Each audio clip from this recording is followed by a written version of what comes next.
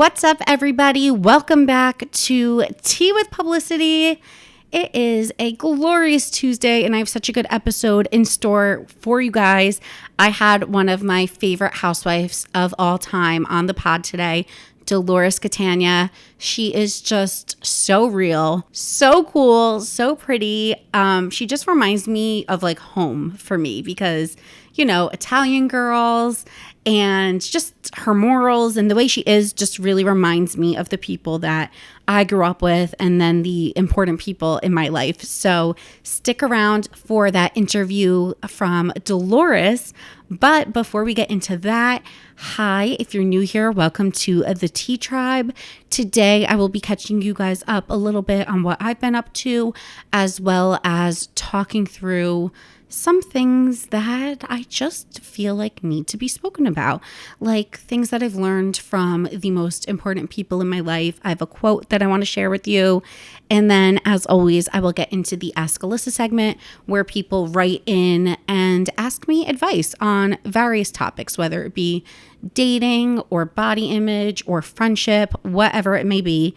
And then lastly, we will spill the tea because there is always tea to spill. I mean, we're talking Kim K saying that she was DTF. Johnny Depp won, which makes the painting in the picture behind me on YouTube a little less awkward because it is in fact a picture of Johnny Depp and Kate Moss lying naked, and just such a weird time to obviously have it hanging on my wall. Also, Pete Davidson was seen out with Saint, Kim Kardashian's son, holding his hand, going shopping, going to the Cheesecake Factory. So we will get into that. There is all of this drama with Liam Payne from One Direction and some stuff that he said on Logan Paul's podcast. So stick around because we will spilling the tea at the very end of the episode. So first, let's get into my little intro. Like I said, I want to read you guys a quote. So I saw this account on Instagram. I'll give them a shout out because I followed them, and then I noticed a lot of my mutual friends were also following them. So I guess it's like a popular quote account, but they're new to me. So maybe they'll be new to you guys too. And I'm just finding the stuff that they say to hit so true to home. It's pretty easy. The handle is literally just at Alex. Alex. Okay, so this was the quote. It said, "I'm so glad that what I thought I wanted missed me, and what I really wanted made it to me in divine and aligned timing." And I just could not relate more with that quote because I feel like sometimes as humans, we spend our time focusing on the things we want and the things we think will get us ahead in life, whether it's something that we're focusing on, like a monetary figure or a relationship that we're seeking, or acceptance or self-love, or, to make amends with a friend or a family member. And sometimes we want these things so badly and then they don't happen. I truly believe that when they pass us by, it's because something bigger and better is in store. And I just find this to be so true. Because had you asked me a few months ago, 6 months ago, what's your dream job? I would have said, oh, I have it. But was it? You really start to realize these things that we want and these goals that we want, sometimes they don't really align with our integrity or what's actually meant for us. And now in my life, I feel like I'm in this space of peace. And a lot of you have been DMing me saying, I don't know what it is, but your voice just sounds so much lighter. And I didn't realize it wasn't light before, but I'm just noticing a big shift in you. And it's so interesting because I'm finding a shift in myself. So back to the quote, it's like what missed me made space for really what I wanted. And it all happens in divine and aligned timing. And I just think that if you feel like you're in a position right now where you're stuck or you're unsure of things, everything comes to you within time. I would say the last 4 years of my life, and 4 years is a big chunk of my life, have really been tough. I'm not going to lie, on a personal level. I haven't made dating a priority. I have struggled with mental health and battled my brain with negative self-talk and food freedom. And I've just been in this place of continuous growth, and it has to start somewhere. And I think I've made so much progress in 4 years, but I really think I'm finally in a place now where I'm ready for that next step in my life, whether it be like I really want to meet someone now, and I'm okay saying that. I think this summer I'm just like feeling the good vibes that maybe I'm going to meet someone. And a few of you had DM'd me, and you guys know I love signs. A few of you DM'd me being like, I know you just booked a trip to Italy for the summer, and I don't know why, but I just feel inclined to message you because I think you're going to meet someone in Italy. And I'm like, oh my God, am I meeting like an Italian man, or maybe just like a person that's traveling at the same time? So, I mean, I'm open to it, but I do have good vibes. Like, I feel like love is coming my way. I feel like all of these things are happening for me. But with that said, it wasn't always like that. And I was having a conversation with a friend who kind of feels the opposite. And she was saying to me, she was like, I don't want to keep feeling like I'm in this woe is me cycle. I don't want to keep feeling like, why is this happening to me? Why aren't things perfectly aligning right now? And I had to remind her, I'm like, we all get in those places. But I think that when you're in your toughest part of life and when you are at your very own version of rock bottom is where the most growth happens and where you're able to learn the most about yourself. And then those tools are preparing you for everything that's next in life. I just want you guys to know that whether you're where I'm at, which is feeling at peace, or if you're not at peace, it'll come with time and you can't force it. And I wasn't looking for peace. It just found me. So if I searched for it, I could have searched for it forever and I wouldn't have found it. It just happens. Everything happens in divine timing. And I just want to remind you guys that embrace every stage of your life, because even the worst parts and the most painful parts are there for a reason, and they're a part of your journey, and they're all teaching you something. So with that said, I really have been thinking a lot about how the people in my life right now currently are my lifelines. Like, I feel like I just have the best friends in the world, and it's because I've really invested time into my relationships, and I've really even changed the way I look at friends. Like, I've started to treat my friends like family, and that's something we hear Dolores speak of later in the episode. She said to me, my friends are my family. And I really have started to look at my friendships, and I'm just in a place where I'm honest with my friends, and we could have mature conversations. And if we argue, we could resolve it in a mature way. And I wanted to just kind of get on here and talk about some of the things I've learned from my friends recently. My friends, Kate and Erica, you might know them, or you probably do know them if you're a longtime pod listener and if you're on Instagram and TikTok. So Kate Norcalunas, she is a TikToker, and Erica Priscilla on TikTok. They're both on Instagram as well. They've been on the pod. They have become two really important friends in my life. And I wasn't looking for social media friends, but sometimes when you meet really genuine people, you just gravitate towards them. It really meant a lot to me because when I was feeling down a few weeks ago, they messaged me and they were like, we want to celebrate you. We want to celebrate everything that's happened in your life, and we want to go get drinks. We met at 5. We thought, oh, we'll just get a drink, like happy hour. We left at midnight. We were together for 7 hours. And the things that we talked about were, life, religion, purpose, integrity, these like really heavy topics. And we cried, we laughed, we had such an amazing time. And the one thing I've taken from those two people specifically is generosity. My dad's very conservative, and with his money, it made me grow up thinking about money in such a conservative way. I mean, granted, I spend money like it's going out of style, but I hold it close to my chest. I feel like my money's always running out. I feel like I can never have enough. And Erica and Kate really opened my eyes to looking at money and finances and generosity in a different way, because they just lead by example.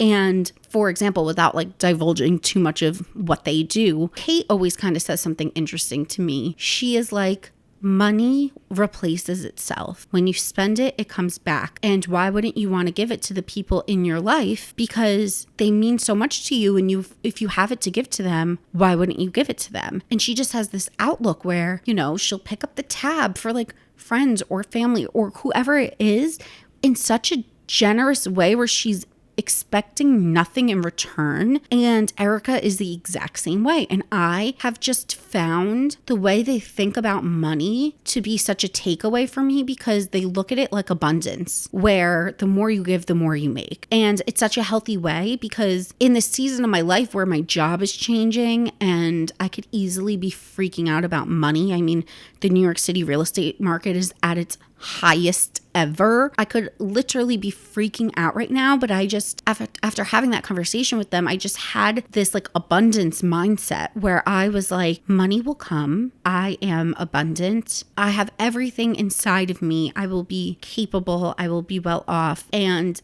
the more generous I will be, the more like the universe will reward me for having like good karma in a sense. Before I wrap on this subject, I want to read you guys a little abundance affirmation. And I found this on Pinterest. There is no person to credit, but here is the quote. It says, I am prosperous in everything I do. I open myself to receiving wealth and abundance. Abundance is my divine birthright. I am in perfect flow with universal abundance. Abundance around me, abundance within me, abundance throughout me. I'm fully supportive of allowing abundance to come into my life. The more I say these affirmations and think about them, the more I'm really starting to believe them. And I had said that the other day in a Q&A that I did on my Instagram story.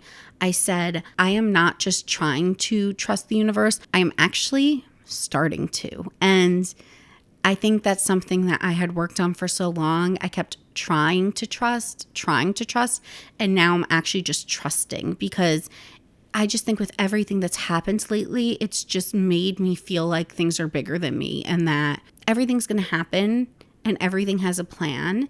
And all we really could do is be along for the ride and be open to the possibilities. So thank you for coming to my TED Talk.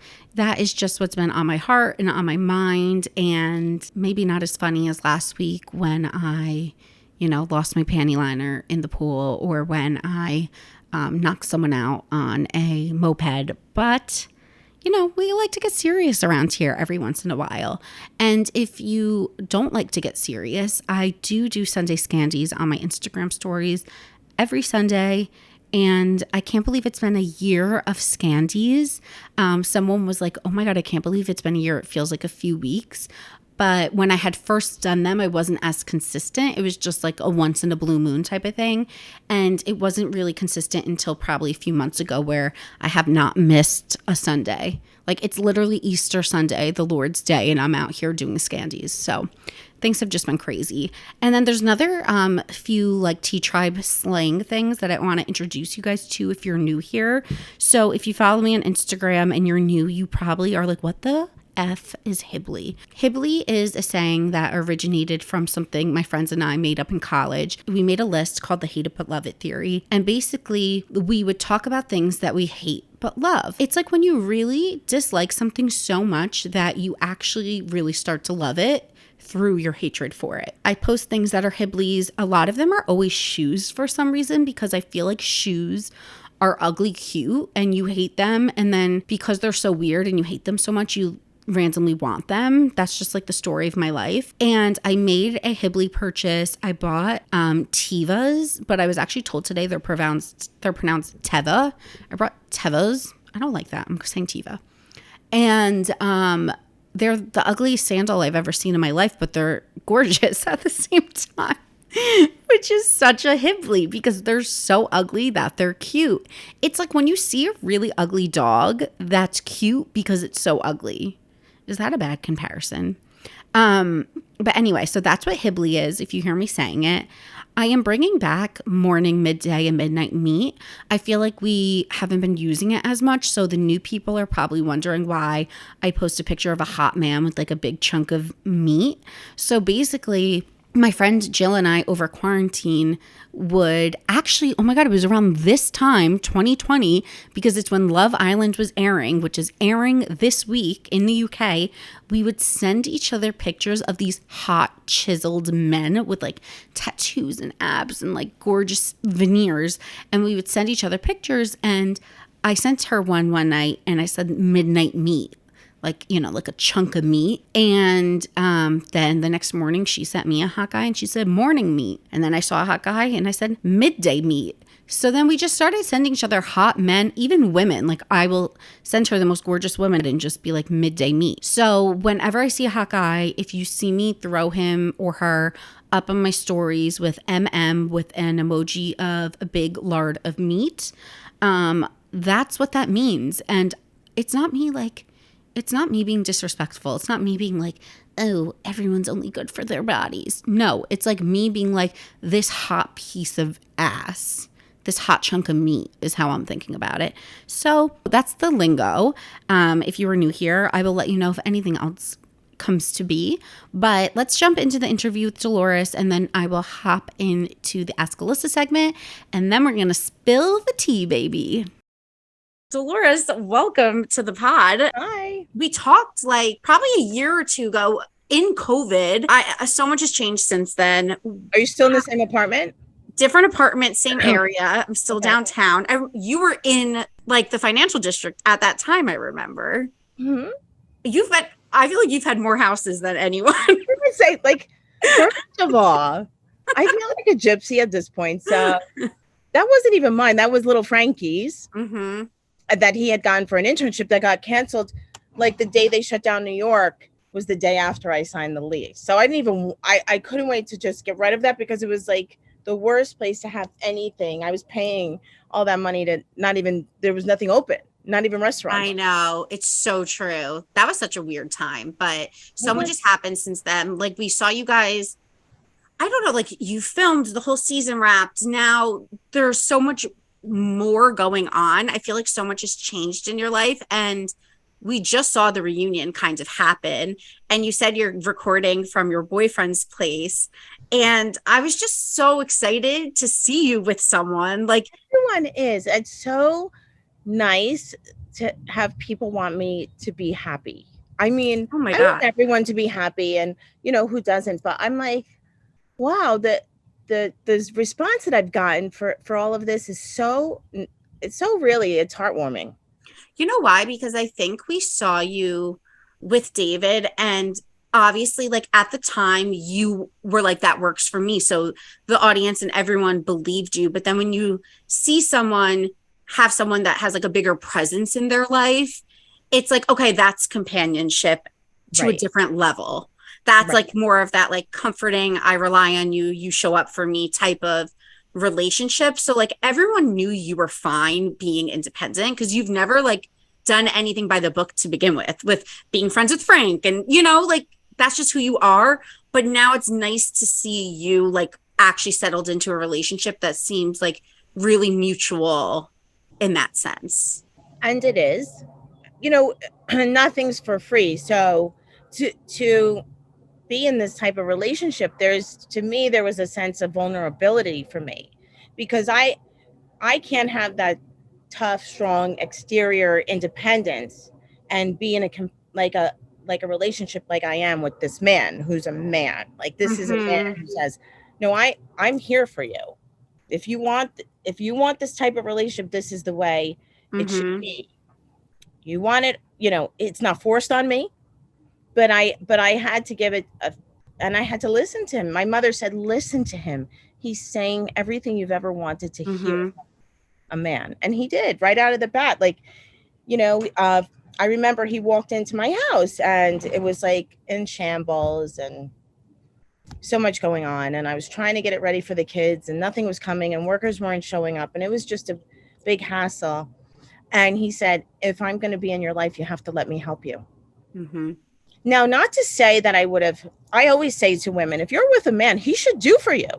He should absolutely do for you. But then, that's a different relationship. So the relationship that I had been in prior, or relationships, was what was good for me at the time. I'm not saying if somebody came and swept me off my feet, I wouldn't go running like I did with Paul Connell. Yeah.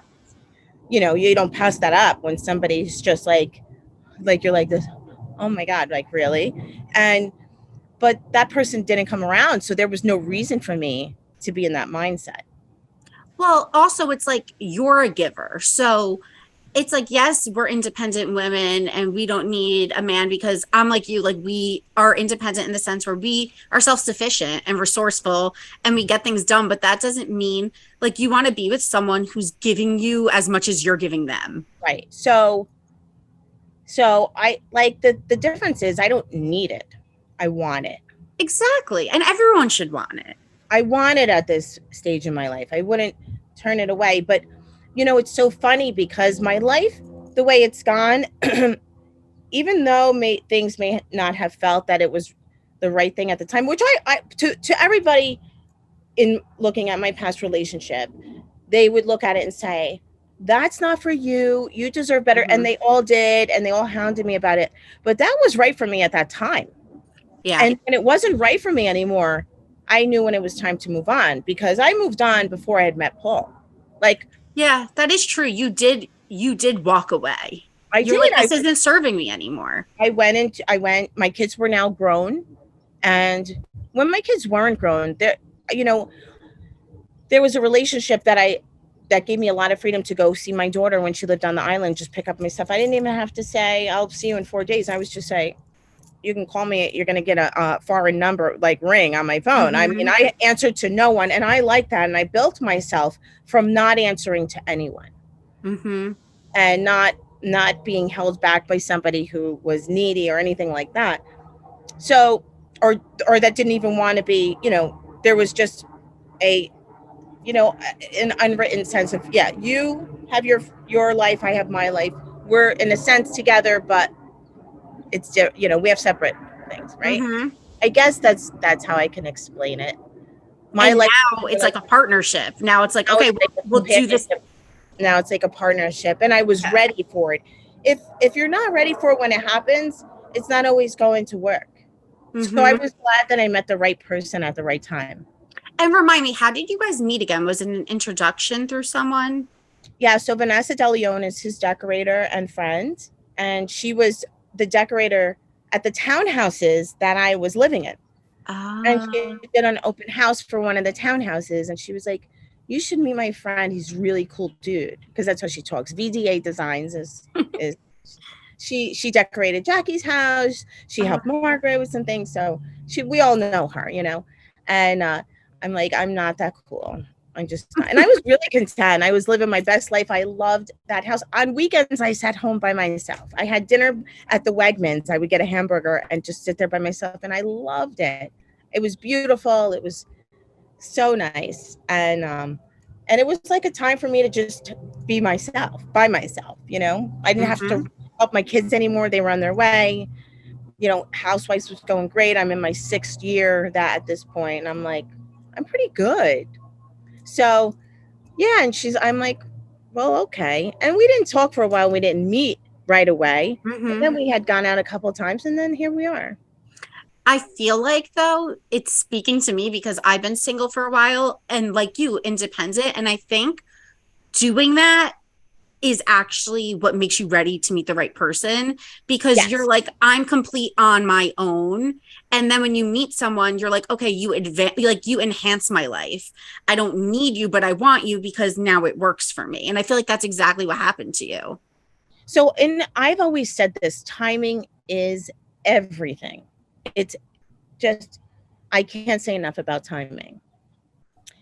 And it just, like I said, it just came at the right time. And tomorrow's not promised. I don't know where this will go.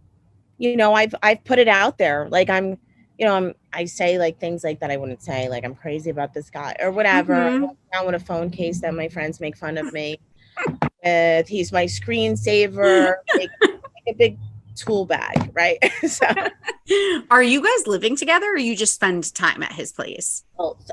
Yeah. So stay tuned. Stay tuned on that. But and that's another thing. I never spent this much time with anyone in my life but my kids. Anyone. Yeah.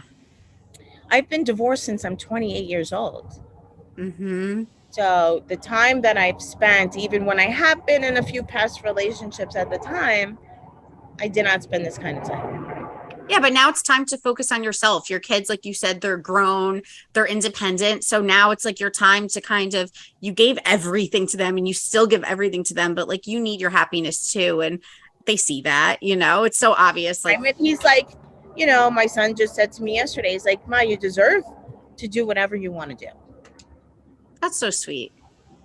You raise such good kids. Like they're just, Yeah. they want you to be happy. And I feel like that's like the whole family dynamic and everything that you have, like even your relationship with Frank, your relationship with your kids. And it's just like such a modern way of raising a family. And it's so nice the way it works out. And I've heard Frank say in a few interviews now, I was laughing, he was like on the press circuit.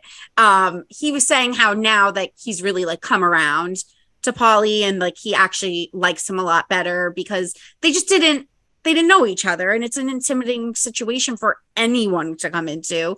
So are things like better with that whole Yeah, so thing? it is. So the thing with Frank is he took it personal, but it was even more on my end. I didn't push for them to be friends. I'm doing things different second half of my life. It's not about,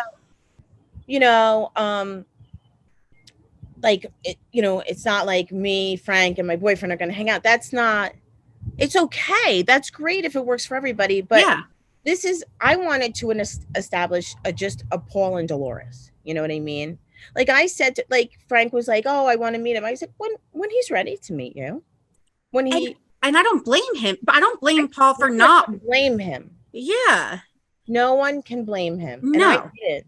And, Frank should just be like, okay, I get it.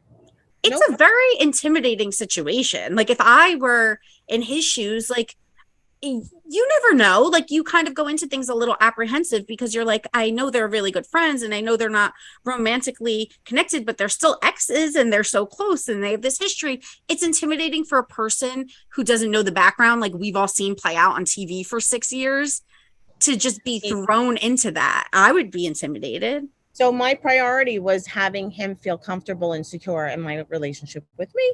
And then Exactly. later. Yeah, 100%. I think that's so understandable. To talk about now, like the couple situation, I know that Teresa had said that the reason you weren't invited to the engagement party was because you guys didn't hang out as couples when you were dating David. Has Paulie now, like, is it Paul or Paulie or both? Well, I call him Paulie. Okay, me too. I'm like, Paulie. People are like, you're not Italian. Stop saying Paulie. I just automatically am like, Paulie. We're like a big deal in Ireland, by the way. Like, that's so funny. We've been in the paper. We've been on the news. We visited there. Oh my God. So is he now hanging out with the other couples? Like, have they gotten a chance to know him? They love Paul. Paulie fits in awesome with them. And he loves all the guys. Yes, we've been out with Louis and Teresa and they text and, Oh, good. I'm like, I feel like you wouldn't be with someone that wouldn't get along with everyone, Like everyone's always liked who you've with. Granted, David was so busy, he didn't come around much. They had to get to know. I wouldn't listen. I'd like to think I'm a pretty decent judge of character. And when you bring somebody around, for younger women out there, when you're bringing someone around, they represent a big part of you, even more than your friends do. Yeah. Because they're going to come and they're going to meet the people that are in your life. And not that they have to accept them if they're not being reasonable, but the person should want to be liked by them. You know what I mean? For you. Yeah. For you. That person, like Paul, wants to, like, everything's about me, he says. He's like, I'll meet them and I'll bring them over. Like, I have people over here. He sits, he talks. He's like, and it's somebody that you want to be proud of. Totally. And now I'm thinking, I'm like, how do I find an Irish man? Go, girl, let me tell you right now. I did not know. the Irishman.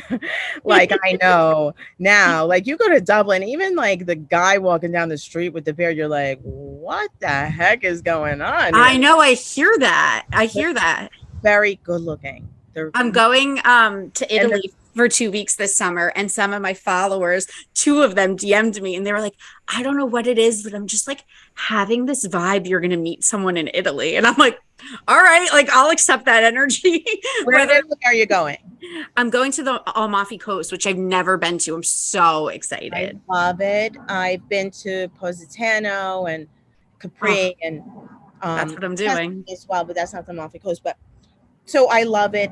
I loved it. It's so romantic and beautiful, and I love the Italian language, which I'm not fluent in, but it's just like so beautiful. I'm so excited. But yeah, I got to meet some kind of European man at some point because I totally agree with you. Irish guys are so nice. And I'm just like, they're tough. Like I'm a tough girl, right? So I need a tough guy. Mm-hmm. So he's tough, and he's very, very smart and very witty. And why, who would ever think that meeting somebody from the other side of the world is so much like my family from what I come from. Mm-hmm. That's so true. Such a familiarity there.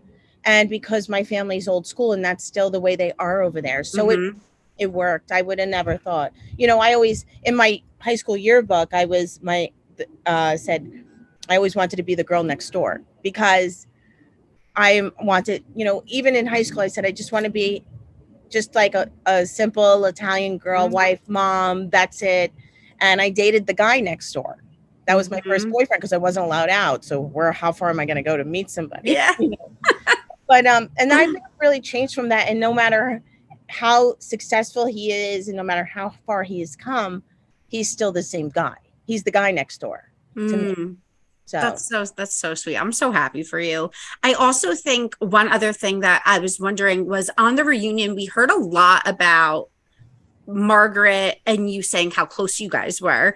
And I feel like we see your relationship on the show, but I think maybe she had made a comment either in an interview or on the reunion how you guys talk like every day. And I was like, I feel like either the friendship has just gotten closer over time, or it's something I wasn't as aware of. So do you and Margaret talk all the time? Like, are you closer than the time what we saw? Yeah. So as you see, like I can disagree with Margaret. She can disagree with me. And we're good with it. We have a very, I feel like, a mature relationship. Yeah. Where we, understand a lot. We're both old souls. Mm-hmm. I met Marge, and I adored her. Like, she's a good person.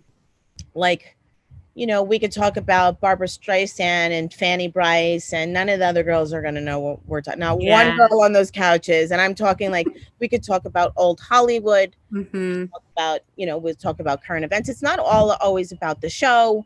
We like the fine, the clothes that we wear. We could share our clothes, So, and we share things, me and Margaret, and we're just like, we tell each other off if we have to, and we're fine in that moment. But I think that's what a good friendship is. Like, when you could just be blatantly like who you are. You could be exactly who you are, and you can get in disagreements, but you respect each other enough to move past it, because you still have like the best intentions with one another. 1,000%. So yeah, we didn't start off as friends, of course, but it wasn't because of either one of us. It was because there was two different teams. I was on another team.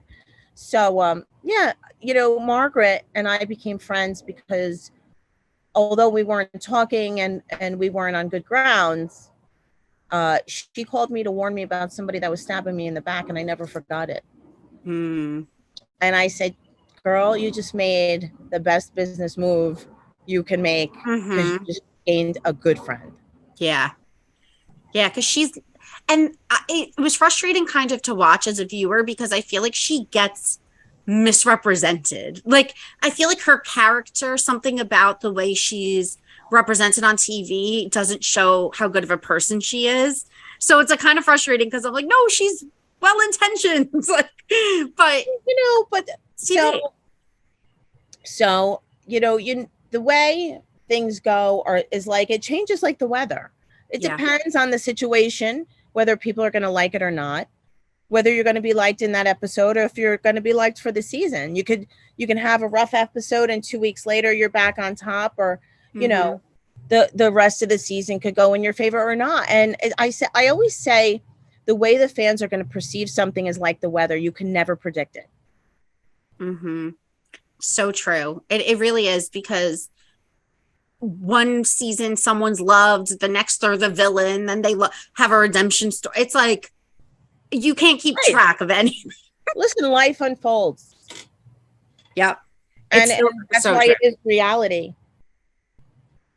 So speaking of like friendships and everything, do you think we will begin over time to see, like you said, there's two sides, you know, very clearly, specifically with New Jersey. I feel like it's like team against team. Do you think we'll start seeing, as things go on, those lines blur? Because I felt like even towards the end of the season, last season, we were seeing Jennifer start to make amends with people, then have falling out with others. And that now we're seeing you become closer with Marge. Like, is the dynamic kind of shifting? Seems to be. That's the vibe I'm getting. But I also think it's too early to tell. Yeah. Yeah, it's just the vibe I'm getting that shakeups are happening in a sense. Like, for sure. And you know what? It's unpredictable. With any situation, something could change, like in a flip. New Jersey for sure, because nobody puts on airs in New Jersey. We're not worried about what's going to be the popular vote. Like, I could speak for the girls, and I can tell you that we just are who we are. I think that's what's so refreshing, because it's not predictable, because it's not staged, calculated, and it's not all this. Well, because you watch some other shows or franchises and you could tell that they go into the seasons with a premeditated plan and they are calculated. And with Jersey, I feel like it is just such a free for all. You guys are the most authentic and down to earth and just who you really are, that's why things always catch us by surprise. And that's why the seasons are always wild, because things just shift at any chance. You don't know what's going. Like I said, it's easier to predict the weather than what's going to happen. I saw, obviously, like everyone knows that Ramona accidentally leaked Teresa's wedding information, and in the most like Ramona move of all time, it was just like I couldn't believe it. And I mean, obviously, I don't think Ramona doing that had any intention to obviously leak information, because I just think she's Ramona and she does those. Of course she didn't. She's not, I don't find her to be calculated at all. Oh, I think it's a lot of, it's the opposite. She's a lot of things. But she is not calculated. But I was just dying because I was like, it doesn't need to be calculated. You only need to be calculated when you have to think about doing something. She doesn't think about it. Oh, well, that's the thing with her. She's just like so in her own world almost. I honestly have to say, I felt really bad for Teresa, because the website was getting hacked and now everyone knows the information. Like, it was a really, obviously a mistake, but it was a bad mistake in my eyes. I wonder, because Ramona kind of detaches herself from the things that she does. Yeah. She has that superpower, but I wonder if she was actually upset about it, or she felt stupid, or if she even thought about it. I mean, what can you do other than wait for the bad feeling of the stupid mistake? You know, the feeling, that pit in your stomach, like, oh my God, I'm so mortified, for that to pass. Like, I don't even know if she feels mortified, like you were saying. Like, she's so used to these things. If you can get past on the floor, I think you could probably get past a lot. I could just picture her being like, well, it was a mistake. Like, whatever, it's fine. It's nothing. Meanwhile, it's like everything was leaked. I was like, oh my God, because I just imagine being like a few weeks, months, whatever, out for my wedding. And if everything got out there, I would, on that scale where you guys are public figures, that's a headache. That is such a headache. Such a headache. Yeah. They asked Teresa about it last night at the MTV Awards on the carpet. And like, they were like, so is Ramona still invited to the wedding? And she like kind of just hesitated before she answered. And Louis was like, yeah, she's invited. She's invited. And everyone was laughing because they were like, Teresa hesitated. And Louis came in and saved the day to like save face. He was like, so it was, I missed it. I'm going to have to watch it later. I was dying because like, I feel like almost I wish we saw more of that side of Louis because he does seem level-headed in those situations. Like he's a little bit more like, all right, like it's okay. Mistakes. You know, I've advocated for Louis the whole time, as you see, but yeah, he's not a bad guy. He's a nice guy. He's a really nice guy. I feel like he'll have a redemption season because his like the following season because his storyline almost wasn't his own because he wasn't speaking much. And I think now he has his voice a little bit more. He's done this. He's been on the show. And now he's like, okay, I'm going to need to like say what I think or speak up for myself more. And I obviously it was, you know, Teresa was trying to protect him. And I also get that instinct. Like you don't want someone going after the person you love. But I think now he's like, sorry, what were you saying? I said I may have acted the same way, you know? Yeah, I understood her wanting to protect him because when you feel like someone you love is like under fire, you want to do everything in your power to stop them. Especially, I think the big elephant in the room that isn't really said on TV is like, when you're the main cast member, you're bringing this person you love into the situation. So it's like he wouldn't be on TV and wouldn't have all the speculation had it not been for her being a cast member. So I feel like and there's a component of guilt here. Yes. For somebody that's done nothing but be good to you. Yes. And now they have to deal with, again, this woman, you know, these women's, you know, really wanted to do these things the way they did them. I don't know. But regardless, it is so public. Maybe it wouldn't have been so, of course it wouldn't have been so public if he wasn't dating, you know, Teresa Giudice. It would have been just another person who's having these issues. But, but because it is her, yeah, it was so public. And there's, like I said, there's a component of guilt of bringing people on the show, family, friends, significant others, husbands. It's not easy. And Jersey specifically is the one season or the one franchise that really brings in like the full Monty. Like you've got the family, the kids, your parents, your boyfriends, your husband. It's like, it's so intertwined in every aspect of your life. And everyone's got crazy family or everyone's got something. Like no one is perfect. So you guys really put it all out there, every single aspect of your life. And I imagine that that's very difficult because it's like all encompassing. I was once told, and they used the word incestuous, and I was like, ugh, but yeah. I mean, it does it is fitting. New Jersey's very incestuous. Mm-hmm. Meaning like knows each other, everybody's related. If you don't know each other, you know someone who knows that person. There's no secret. I know that Caroline had recently said in an interview that she would think about coming back to like, you know, go against Teresa and this and that. First of all, I don't know why they haven't recasted her. Like, I feel like sometimes housewives go away, but then they bring them back. I think if we brought back like an OG New Jersey, I mean, the ratings would be through the freaking roof. And I know that you're really close friends with Caroline. Would you, without the stuff about her going against Teresa, because I know you're friends with them both, but aside from that, like, would it be fun to film with her again for you? Or I guess, did you ever even film with Caroline? Did I?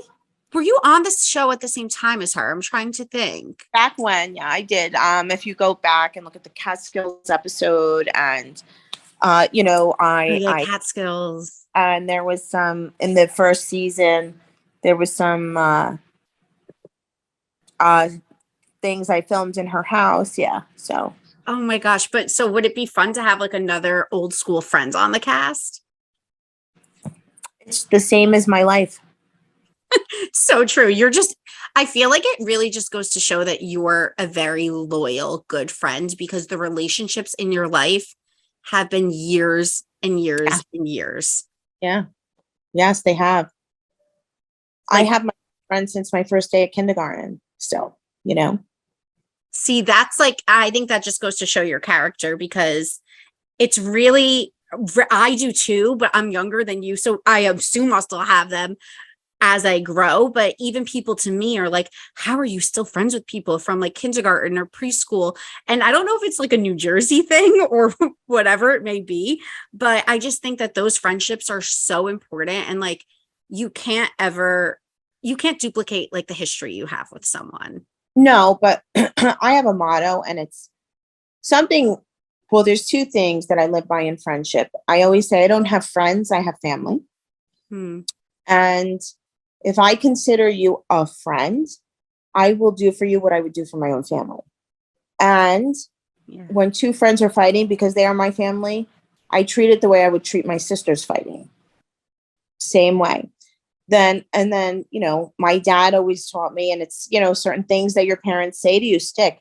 I didn't teach you to be a friend when it was easy to be a friend. So I think those are qualities that, make it possible for me to have friends as long as I do. And the ones that don't last are not meant to be there because there's very few. And it also makes it possible for you to have friends who might not get along because you've always just stayed in this, like you have to treat friendships individually. Like for me, it's like if my friend doesn't like someone, but I do, it's like, okay, then I hang out with you guys separately because I'm not going to. Not every friend belongs in every part of your world. Yes. And not every person on this planet needs to get along the way you get along with them. Listen, I have friends that don't have any other friends. I have friends that don't get along with anyone. I have friends that I wouldn't introduce one to the other because I know them well enough to know it's not going to be a good mix. It's not going to be, that's the way it is. Yeah. And it's good to see, like I said, you're a great friend and I'm so excited for another season of Jersey. There have been rumblings that you guys are currently filming. I think people have said, like, I think Frank even said you guys are filming right now. So I can't wait because I feel like this season, there's going to be a lot of change happening. It's just my guess, like just my assumption. I feel like like I said, it's too early to tell. Yeah. Maybe right. We'll see. I mean, I'm not even not telling you because I'm not allowed to. I'm just like, you can't, it's the future. There's no ball. No. What can happen tomorrow? Tomorrow's not promised to anyone in relationships or life or anything. And you never know what life brings. So let's see what happens with all of us. And we're just along for the ride. Thank you so much for chatting, Dolores. Where could everyone follow you and stay up to date? And feel free to shout out anything that you're up to or that you've got going on. So I have my annual softball game coming up, the Battle for Brooklyn. It's to raise money for Maimonides Breast Center. And it's such a good time. All my friends will be there, quote, quote. You won't want to miss it. And I just want to say last year was so beautiful. Everybody in the stands were kind to each other. They had fun. They met friends. People flew in from all over for it. And it's on the beach in Coney Island. And, it's just go on my Instagram. You'll see all the information. You'll see the flyer, get your tickets. People are buying I think I sold 1,000 tickets yesterday. Wow. Good for you. You're always doing charity, which is so amazing. Well, it's what makes me happy. And this is one of my charitables. Say hi, dog. Everybody knows dog. She's a rescue. I literally pulled over on the side of the street because I saw somebody mishandling her and took her. off the person. And they just willingly gave, they were just like, sure. Or no. You're like, this is mine now. I'm giving the dog a loving home. I asked nicely once, and then I went and got help. I love you. Oh my God, you're amazing, Dolores. I wish I could was make 6 years ago. I want to go to the softball thing, but I'm going to be in the Hamptons that weekend. I'm so sad. Well, enjoy the Hamptons. There's always next year. I know. And good luck in Italy. Thank you. You will find your love. If not your love with someone else, you will fall in love there with Italy. Oh, thank you so much, Dolores. Have a good one. Thanks for coming on. You too. Bye-bye. Bye. Let's get into Ask Alyssa. We have some good ones today. This person wrote in saying, I recently moved to a new city 5 hours away from everyone I know for a job, and I hate it so much. I mean, the job is all right, and I love the people I work with, but I'm miserable, and my mental health is declining. I'm trying to find a job back home, but haven't had any luck, and I'm not sure if I should stay here or quit and go back home and hope for the best. And I responded and said, aside from the job, do you like the city you're living in, and do you like the people? Have you made friends? She said, I have friends I've made through work, but overall, I have zero attachment to the city. Some days I like it and others I don't. I'm fairly neutral, but look to it as more of a city I'd rather just visit for a weekend than live in. I should have asked how long. You said I recently moved. I think not every city or location is right for anyone. But with that said, I would say it took me about a year to adjust living in New York. Having come here straight from college, I was in Connecticut. Before that, I was in New Jersey. It was definitely a big adjustment for me. Just getting used to the city. I think I would do a few things before you decide. I think one, I would try to see the city from the perspective as I live here versus I'm visiting here. And what I mean by that is see what the city has to offer. I feel like I didn't really start loving New York City until I put myself out of my comfort zone to do things that I normally wouldn't have done. And I actually owe a lot of that to when I started my blog in 2016, because I would go to networking events and I would meet new people and I would meet people from different walks of life. And it really opened my eyes up to all that the city has to offer instead of just eat, sleep, work, go home. So maybe give yourself a few months, maybe give yourself until the end of the summer to apply to jobs back home in the off chance that you get one and decide to move home. But in the meantime, just enjoy the city that you're in and see if maybe your perspective changes when you approach it with a different outlook. So I hope that helps. But I think it's okay too if it's not for you. Like if you're not happy there, then leave. You know, that's the thing with life. We're not stuck in anything necessarily. I mean, I guess in some circumstances we are, but in this circumstance, it seems like you are able to go home, like should you need to. So I would just give it a shot. Next question. This person said, ask Alyssa. So I've been on 2 dates with a guy and conversation is really great and I'm really into him, but we did hook up on both dates. I'm not a have sex on the first date kind of girl, but the chemistry was just so intense. However, he broke up with his girlfriend a few weeks ago. He said that he felt trapped in the relationship and had been wanting to break up for a few months. My question is, am I just the rebound hookup girl? I'd like to date someone to eventually be in a long-term relationship with, but how could I tell if he's actually emotionally ready? I also don't want to come off too strong and scare him off. Please help. Also, love you so much and love the pod. I'm obsessed with everything you do. I'm obsessed with you. Thank you for writing in. I think it's kind of tough to know, but I think when he opens up about having just gotten out of a relationship, since he's being vulnerable in that moment, that's your chance to pry in a non-creepy way. Just come at it from like a concerned way. Just be like, oh my gosh, that must be so hard. I can't imagine, being in that situation. Do you feel ready to, I guess that is putting him on the spot then. But you could just say like, what are you looking for? Like, not to apply pressure on us, but just generally speaking, are you wanting to date around? Have you more into that relationship and are you looking for someone new?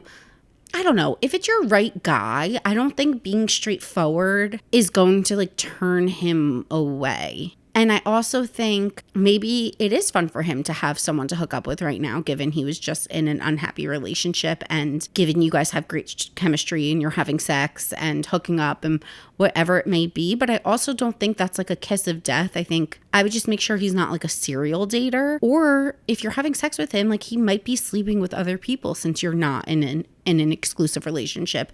And I think that's something that you might want to know to make sure you're being safe. So I think it could be, I don't think you could turn off the wrong guy. That's what my gut's telling me. If you want to know and if you have questions and if you want answers, I think the right person won't get freaked out or think too much into what you're saying if you're just upfront and be like, hey, look, I know we just started seeing each other, but I know you also just got out of a relationship. I want to make sure we're going at a pace that you're comfortable with. Ooh.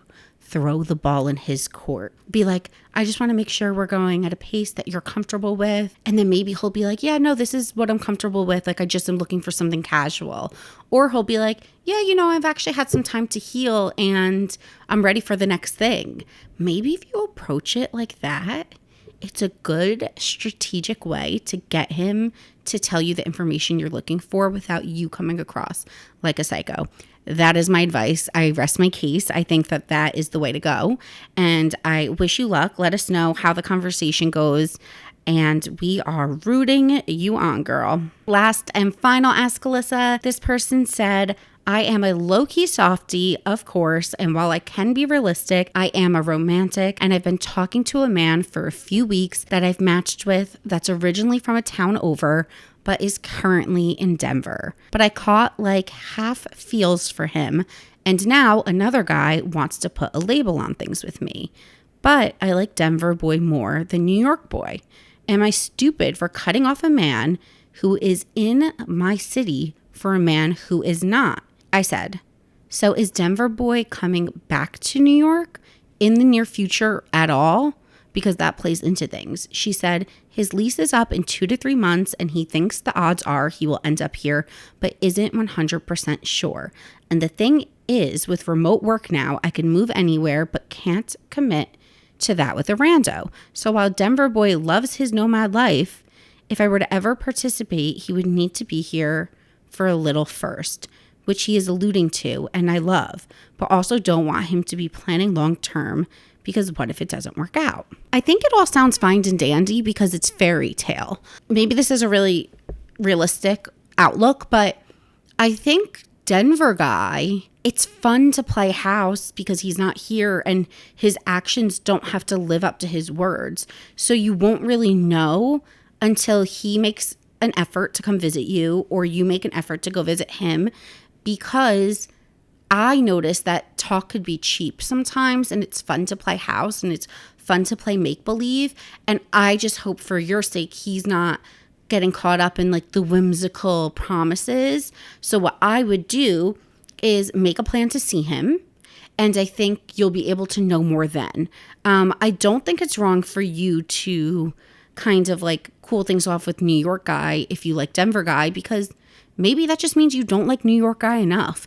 Because if you did like New York guy enough, you would say bye to Denver guy. So New York guy is probably not your person. And especially putting a label on something with someone you're not sure of just doesn't seem like the move at all. And I think with Denver boy, if you're really like emotionally leaning towards him, you need to physically see him and plan a trip. And if he likes to travel, meet somewhere in the middle. I don't know, but you can't just go off of words. It's not enough when you don't know someone's actions. Once you know who someone is and their character, then it's one thing. But right now, it just sounds like a fairy tale. And we as women, myself, tend to get caught up in that. So I would make a plan to see him and then go from there. Okay, guys, that is it for Ask Alyssa. Let's spill the tea. Wow, I am an amazing singer. There's so many topics. So Johnny Depp won the trial, which I'm kind of surprised about because I knew he won in the public eye. Like I knew public opinion, everyone was on his side, but everything I was hearing was that it's really hard to win a defamation case. So I wasn't necessarily expecting him to win. Everyone was kind of saying maybe it would be a draw. Listen, I'm not a lawyer. There's this girl on TikTok. Her name's Legal Baddie. She like breaks it all down. So you can go listen to her because I have no idea what the hell I'm talking about. All I know is that court is really hard because I'm an empath. So I want to believe everyone. So even if someone's lying, I'm like, oh my God, but like, what if? And then I hear the other side and I'm like, oh my God, but they're right. And then I hear I don't know how you make a decision. And it's so crazy that like as a jury member, you have people's life decisions in your hands. What a responsibility. Or even as a judge, like, holy shit, it's a lot. And I feel like Johnny Depp is like loving it. But let's not forget, just because he won doesn't mean he's also not still a bad guy. Like he really was toxic as well. I just think they were mutually so freaking toxic. So I don't really love that everyone's like acting like he's some hero. He's still not like the nicest man in the world. He's just maybe not everything she said he was. Okay, the Kardashians. Kim gave us a little inside look to how her and Pete got together. I feel like the internet is like, oh my God, she made the move first. I don't really think she necessarily did. I mean, she did, but she knew he would be interested in her because she said that at the Met Gala, when she was wearing the all black Balenciaga outfit with the gloves, he asked for her number, but she was in gloves. And she was like, sorry, I can't give it to you. I can't work my phone. So she knew he wanted her number. For her to get his number and then text him first isn't that weird because he had already tried. And then she also said that he had asked Megan Fox for her number. So clearly she knew. I guess she didn't know the Megan Fox thing until later, but clearly just from the Met Gala alone, she knew he was going to be eager to get her number. So if I was Kim K, I would be texting anyone under the sun that I was even remotely interested in because you kind of know they're like 100% most likely going to answer. And I love that for her. I love that she admitted she was DTF because a girl's got to get some. And I like seeing that side of her. She seems so much more free and herself.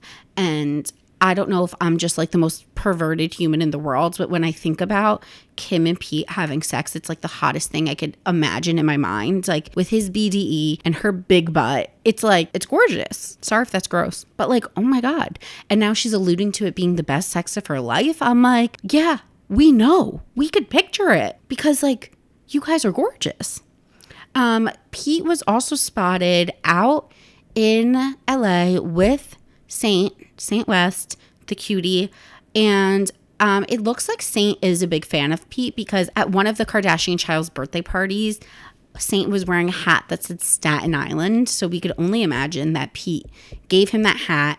They were seen hand in hand shopping around and then going into the Cheesecake Factory together, which I think is like so adorable because what kid doesn't love the Cheesecake Factory? And I also love that Pete is like taking him to do something super down to earth. And it's just wild. Like stepdaddy Pete, 28 years old, which isn't young to be a dad, but like they're going to get engaged. They 100% are going to get engaged. Pete moves quick. Kim's madly in love. She moves quick too. Mark my words, they will be engaged. So then Liam Payne went on Logan Paul's podcast called Impulsive, and One Direction fans, they're up in arms. I don't really care because I was never like this huge One Direction fan. I think it was a few years under me, like generation wise.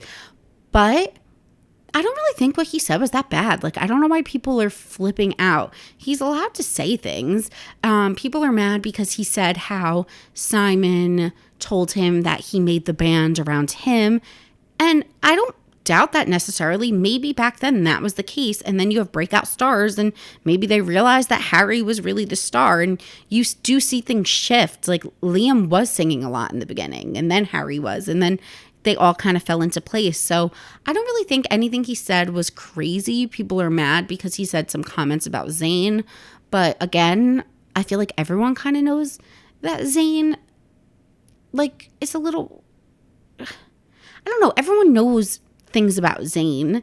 I just didn't feel like any of it was super bad, and the One Direction fans are like livid. The only thing I didn't like was that I definitely got weird, like, narcissist vibes from Liam. Granted, he's gorgeous, but something in my gut, in my narcissist gut, was screaming this man's a narcissist. It's all over. It's written all over the wall.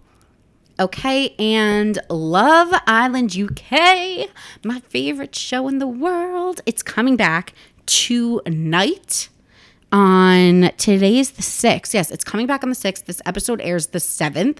I am so excited. So if you guys love Love Island UK, you could wait 2 weeks, and in 2 weeks it will be on Hulu. I don't like to do that. It airs 5 days a week. I need to be caught up in real time. I don't want spoilers. So here's what you do. Here's how you watch it. I download a VPN. The one I use is Nord, N-O-R-D VPN. And you could set your settings to anywhere in the world. So I set them to the UK. I think it's like $7 a month, worth it. It's like a coffee from freaking Starbucks. And I use NordVPN, change my settings to the UK, and then you go on ITV and you could sign up for free on ITV. And then you could stream Love Island that same day. So then you're never that far behind. You can watch it every day. You're up to date. DM me if you guys are going to be watching it up to date, or if you're going to wait 2 weeks until it's on Hulu, because that will determine how much I say in my Spill the Tea recaps versus, like, because I don't want to spoil things, or maybe I'll just kind of keep you guys up to the date at the very, very end of each episode. But either way, it is the best show on television. If you've never seen it before, now is your time to watch it. I am so obsessed. Everyone's gorgeous. Everyone's so polite. Everyone's like making out, hooking up. Oh, I'm so excited. So yeah, that's what I will be watching. And I think that's all she wrote for today. So thank you guys for a fun episode. Thanks for tuning in. Don't forget to rate, review, all these things. Hopefully next week I have some exciting announcements for you guys. And as always, DM or voice note me your Ask Alyssa questions for next week. All right, guys, I love you. Thank you for spilling the tea with me. I will see you next Tuesday.